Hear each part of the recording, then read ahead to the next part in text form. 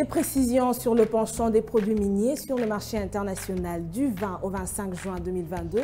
Les chiffres clés nous en parlent avec plus de détails, présentés par Judith Tunamaka. Mesdames, Messieurs, bienvenue à vous tous qui nous suivez de partout. C'est un plaisir pour nous de vous retrouver pour parler de l'économie en République démocratique du Congo. Avant d'exploiter toutes nos rubriques qui seront au rendez-vous, prenons d'abord les nouvelles en bref et l'on se retrouve juste après.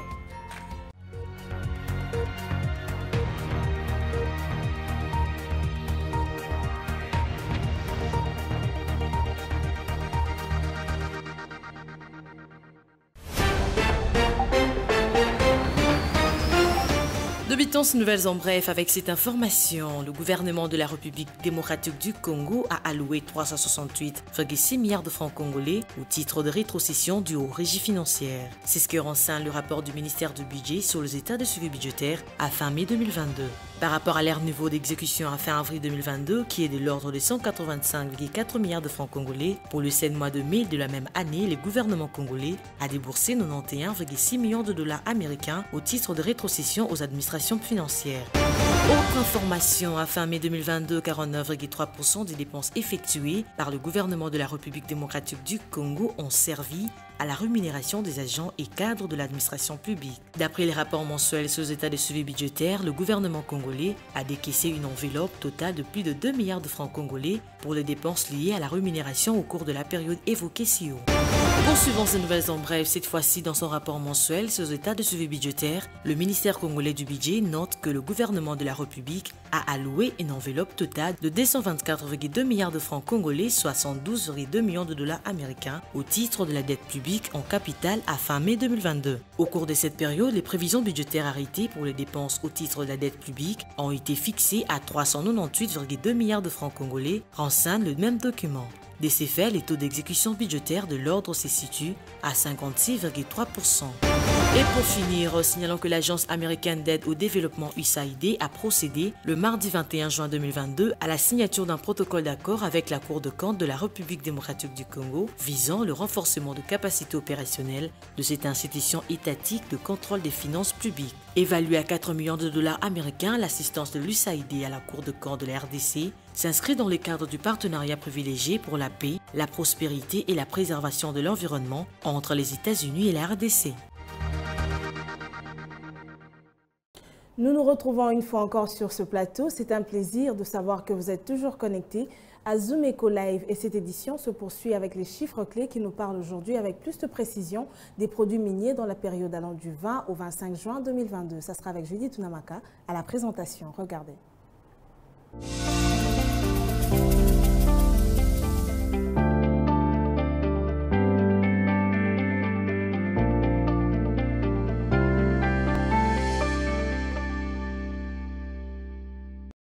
Nous nous retrouvons une fois encore pour parler des précisions au sujet des chiffres ici en RDC. Unamaka, bienvenue. Merci Piombo. Pour commencer, on va parler déjà de l'évolution du taux de change actuellement. En se rapportant à la cote de bourse que l'on retrouve en République démocratique du Congo, l'on relève le taux à l'officiel rénové.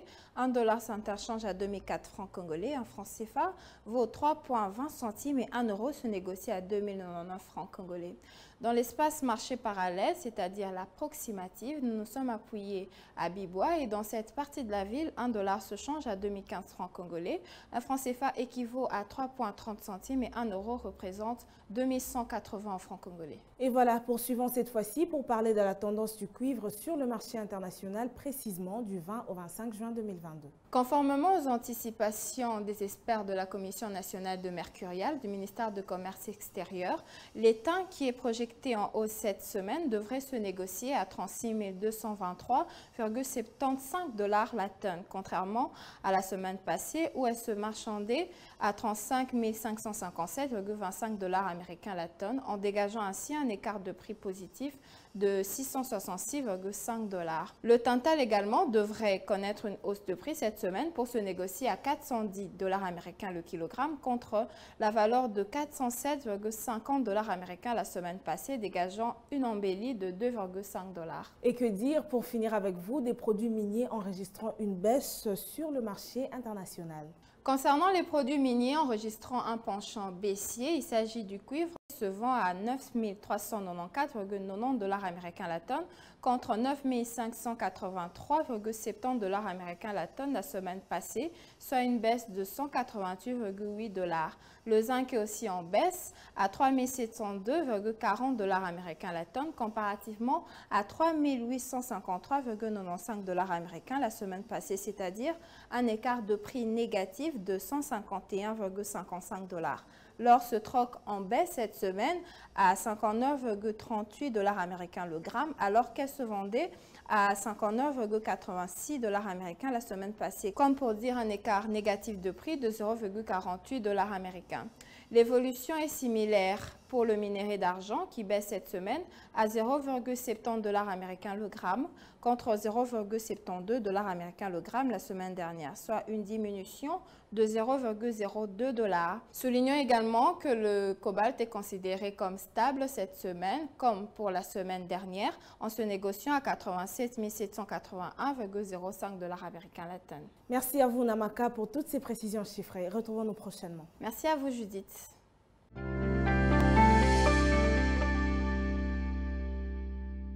Parlons à présent pour le compte du dossier de ce montant, 185 millions de dollars américains décaissés par la Banque mondiale pour soutenir le système éducatif ici en République démocratique du Congo. Et ça sera avec Guy Chungu. Regardez.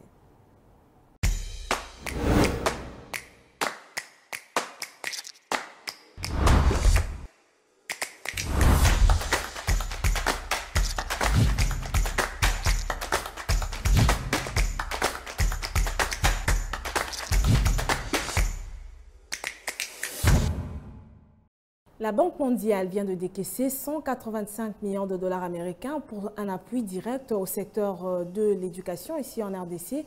Et c'est une bonne nouvelle pour les enseignants. Pour en parler avec plus de précision, nous recevons Guy Chungu. Bienvenue. Merci Judith. Première question, quels sont les indicateurs qui favorisent ce décaissement? D'abord, on doit le dire, Judith, c'est cette conclusion de cet audit du fichier de paie du CECOP à travers les 10 provinces cibles du projet PERS.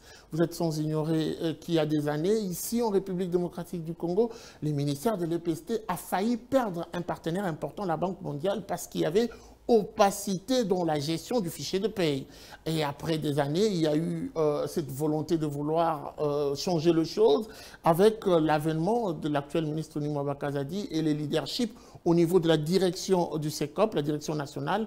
On a constaté que les choses devaient s'aborder autrement. La Banque mondiale est revenue cette fois-ci avec des contraintes. Pour que nous puissions continuer dans le décaissement, nous devons avoir la bonne gestion et la maîtrise du fichier de paie. Ce qui a été fait, 2 cabinets d'audit internationaux ont été contactés pour faire cet audit. Et les résultats de cet audit démontrent que justement, le fichier de paie des agents, des enseignants au niveau primaire est crédible à 95%, un record jamais atteint au niveau du ministère de l'EPST. Mais alors, ce taux de non-conformité dont on parle a été certifié par qui exactement? Alors, ce taux de non-conformité de moins de 5% a été certifié par 2 cabinets internationaux choisis par la Banque mondiale pour faire ce travail, ce toilettage et cette sorte d'enquête pour justement découvrir s'il y a encore de coquilles au niveau de la liste ou la prise en charge des enseignants. Ici, on parle de, je cite le nom de ces 2 cabinets, PricewaterhouseCoopers et Cofima. J'aimerais consulter un tout petit peu l'histoire pour dresser ces parallélismes. Hier, il était tout à fait difficile au CECOP de brandir le fichier de paie des enseignants, surtout au niveau primaire, puisqu'on parlait des agents fictifs, on parlait des écoles fictives. C'était presque devenu une bête noire de demander au CECOP de mettre à nu le fichier de paie. Mais aujourd'hui, avec ce travail qui a été fait, la crédibilité remonte même au niveau international. Le service qui hier était peut-être crédible qu'aux yeux du gouvernement à l'interne, le gouvernement congolais, aujourd'hui s'est fait crédibiliser au niveau international. Et cela, c'est grâce d'abord au leadership de son numéro 1, je parle ici du directeur national du CECOP, qui a su comprendre et arrêter l'hémorragie, mais aussi l'implication du ministre de l'EPST qui a su identifier le problème en donnant des orientations précises. Donc, en regardant ces résultats, on sait dire que la République démocratique du Congo peut s'aligner parmi les pays où l'on constate une prise en charge responsable des enseignants. Alors pour finir avec vous, nous parlons là de 185 millions de dollars, un gros budget. On aimerait savoir exactement à quoi cela a été affecté. Nous devons d'abord rappeler que le PERS, c'est le projet d'équité pour le renforcement du système éducatif. Et ce projet a été mis en place, financé par la Banque mondiale, pour soutenir toutes les actions qui rentrent dans la mise en œuvre de la politique de la gratuité. Donc ces 185 millions de dollars seront pour justement accompagner toutes les activités qui faciliteront la mise en œuvre de cette politique qui assure ou garantit la consolidation de la gratuité de l'enseignement primaire au niveau de la République démocratique du Congo. Alors, il est important de signaler que ces 185 millions de dollars sont directement déversés dans le trésor public au titre de remboursement d'appui budgétaire direct. Merci à vous, Guy Chungo, pour toutes ces précisions. C'était un plaisir de vous avoir reçu une fois encore à la présentation du dossier. Merci, Judith. 1800 participants avaient pris part aux assises de Africa CEO Forum et nous, différents reporters, étaient allés à la rencontre des différents chefs d'entreprise, dont ceux de la République démocratique du Congo, qui avaient choisi de marquer leur présence dans la salle d'exposition. C'est parti pour le tour de stand avec Patrick Bomboka et Benoît Niemba. Nous avons été partenaires avec le CEO Africa Forum depuis maintenant presque 5 ans. Au début comme participant, puis comme sponsor. Et il était important pour la reprise en présentiel de ce forum d'être là et de représenter la Sofibank, mais également la République démocratique du Congo. Alors nous avons beaucoup de retard en République démocratique du Congo dans le financement des PME. Alors il y a des problèmes qui dépendent du secteur bancaire en général, la problématique des ressources, c'est-à-dire les fonds disponibles pour prêter aux PME. Les dépôts sont des dépôts à court terme. C'est difficile de prêter aux PME des dépôts que nous avons à court terme. C'est également la notion de risque, de sécurité juridique, de mise en place des hypothèques et autres qui posent un problème. Mais nous avons aujourd'hui de nouvelles autorités en République démocratique du Congo. Nous avons une gouverneure extrêmement active et consciente des problématiques. Nous avons un gouvernement, un ministère des Finances qui est également à conscience des difficultés. Et je pense que les choses vont en s'améliorant et que vous allez voir des changements qui ne seront peut-être pas aussi rapides que vous le voulez, mais des changements réels sont en train de se produire. Toujours dans notre branche de l'économie en RDC, nous parlerons d'une nouvelle thématique qui sera analysée avec Patrick Bomboka dans la chronique du jour. Suivez.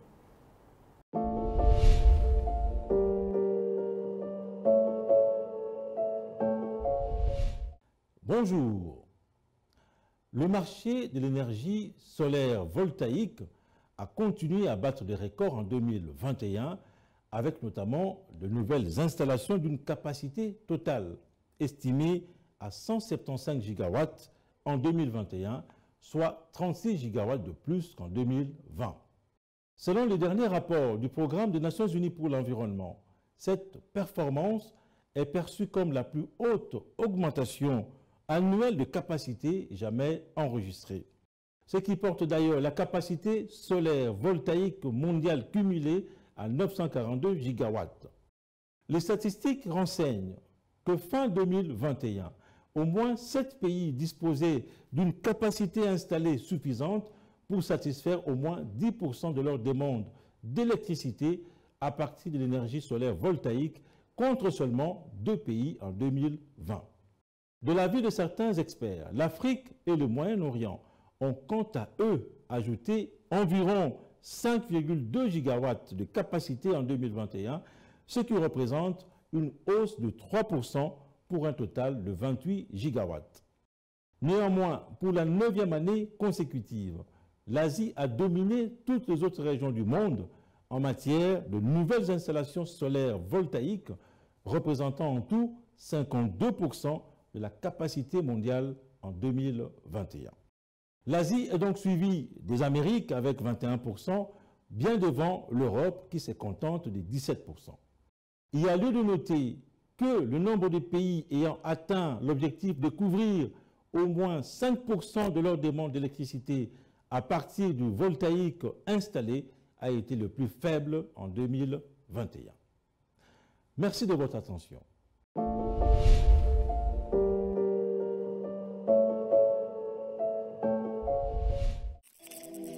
Suivez-moi tout le jour à travers Zoom Wednesday sur Zoom Eco Live. Abonnez-vous sur notre chaîne YouTube. Zoom Eco Live, la référence de l'actualité économique en RDC.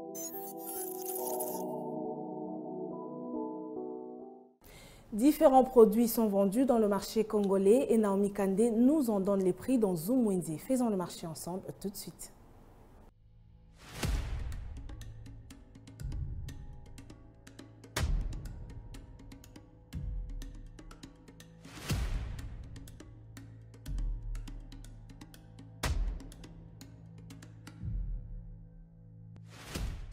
Prévoyez de vous déplacer et vous avez besoin de faire de provisions faciles à emporter, stérilisées et non périssables. Pensez aux aliments en boîte de conserve, viande, fruits, légumes ou poissons. C'est à découvrir dans ce numéro de Zoom Wednesday, c'est maintenant.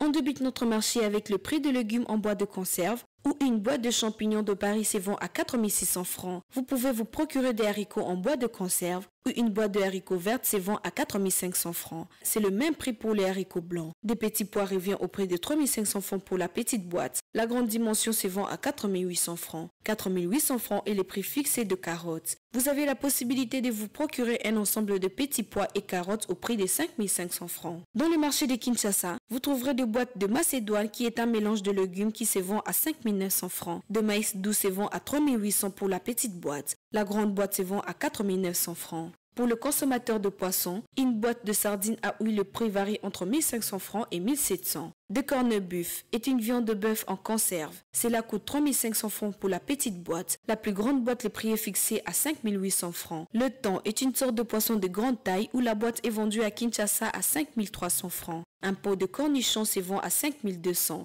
Et pour finir, nous avons le prix des olives qui se vend à 6000 francs congolais.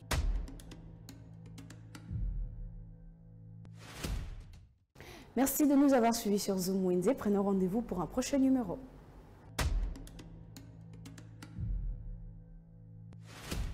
Les rendez-vous économiques, c'est dans l'agenda sur Zoom Eco Live. Abonnez-vous sur notre chaîne YouTube.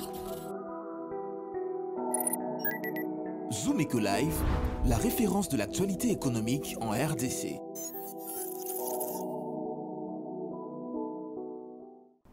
Les précisions à noter à présent au sujet des différents rendez-vous économiques qui ont lieu en République démocratique du Congo, c'est dans l'agenda avec Adassa Grace. Suivez.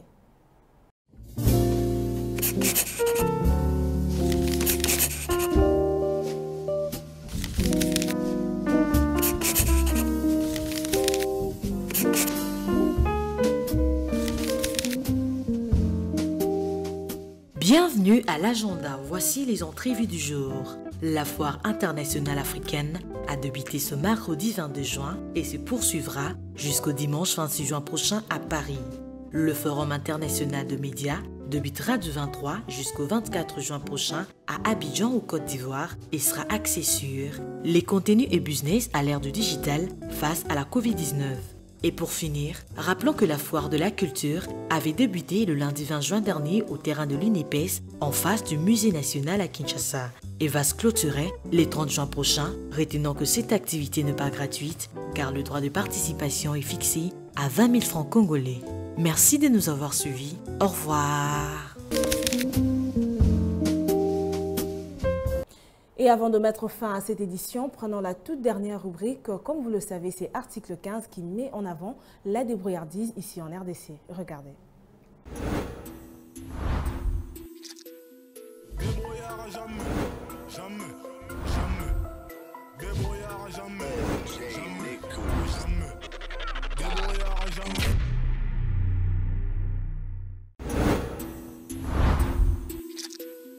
Débrouillard jamais. Jamais, jamais, débrouillard jamais, jamais, jamais, débrouillard jamais.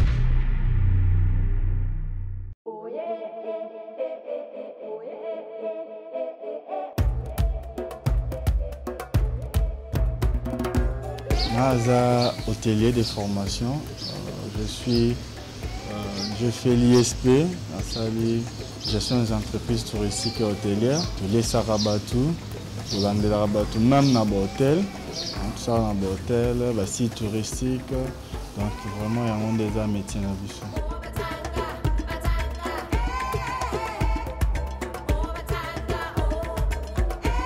Déjà 13 ans, on a exercé mosala oyo. Métier au nem te sala ke ba famille kaka yanga te, mais ba famille ebele oyo tozo soutenir, même les amis. Force nango ezokitaka na métier. C'est un métier moko très noble oyo ko aider mutu à épanouir à zala pe mutu na vie, à zala sens na vie.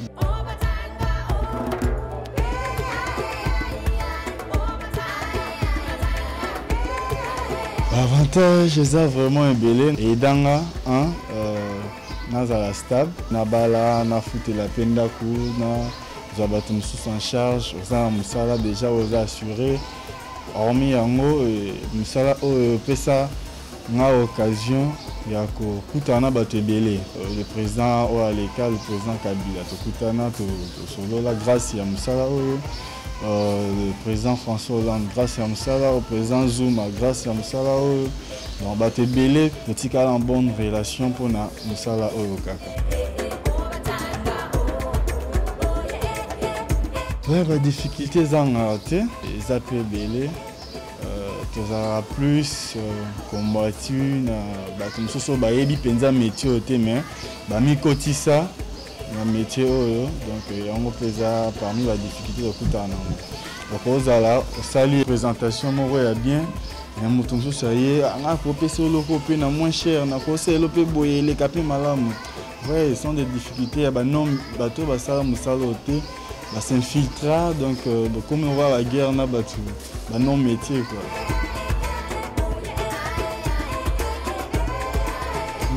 Conseil na ba parents ba aider bana na bango basala hôtellerie, c'est-à-dire mingi ya ba parents ba mona ngo loko eza misala mo ya bato ba yebi loko te alors eza musala dans 2-3 ans moi na koki kokota na activité na musala mba mo pe ya komi ko aider famille donc va encourager les bana basala yango parce que lelo to mona ba hôtel les autres ngama la restaurant n'en parlons pas donc une fois moi on a se lancé dans le métier facilement peut avoir misala. Côté biso ba jeune, métier ndeza ils a vraiment très capital, ils a et ko boto le ba bénéfice est belé.